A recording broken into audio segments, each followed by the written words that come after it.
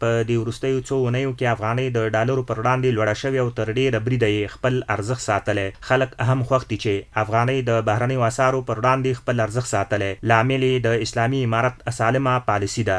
ننګرهار کې 2 تنه هټیوال خانزاده افغان او بهار رحمتزی وایي دا چې ډالر خپل ارزښت د افغانیو پر وړاندې بایللی او ورځ تر بلې افغانۍ لوړیږي، خو په دغه ولایت کې پر خوراکي او نورو توکو ښکاره اغېز نه دی کړی.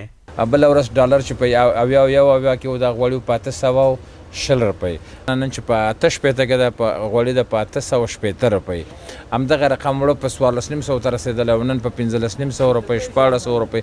دغه اثار خو یو څه ښه شوي، ډېر ښه شوي دي، تقریبا 2 روپۍ 3 روپۍ فرق کړی دی، خو نرخونو باندې هېڅ اغېز نه دی کړی. زموږ د چارواکو نه دا هیله ده چې د نرخونو کنټرول وکړي، چې آیا د عمده ریټونه یې کنټرول شي، پرچون ورسره خپله کنټرولېږي.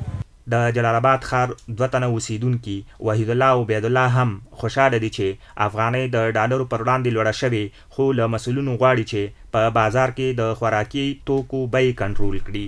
خو لکه څنګه مو چې تقاضا وه چې زمونږ پیسه اوچته شي او پرمختګ وکړي، په خوراکي توکو باندې به یو څه اغېزه وکړي، خو چون هغسې د توقع خلاف شوي دي، دومره اغېزه یې نه ده کړې لکه څومره چې زمونږ تمه وه ترېنه. نو د چارواکو نه مو هیله ده چې دغه موضوع ته یو څه جدي پاملرنه وکړي.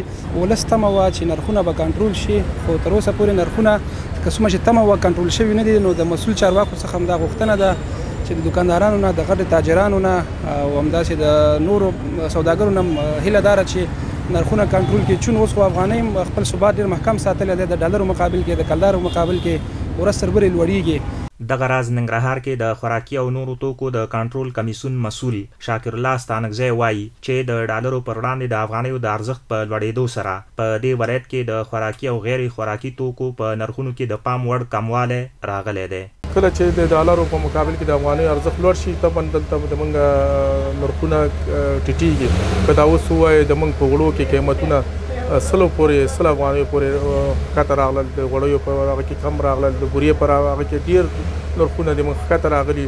نو موږ په دغه په څو کلونو کې که وګورئ تېرو 2.5 کال کې د موږ نرخونو ډېر تغییر نه ده کړی، ډېر پورته نه دي لاړ. د افغانستان بانک ویلي د ډالرو پر وړاندې د افغانۍ ارزښت په تېرو څو میاشتو کې لوړ شوی چې لامل یې د پولي تګلارې ښه عملي کول او بهر ته یې د ډالرو د قاچاق مخنیوی ښودلی.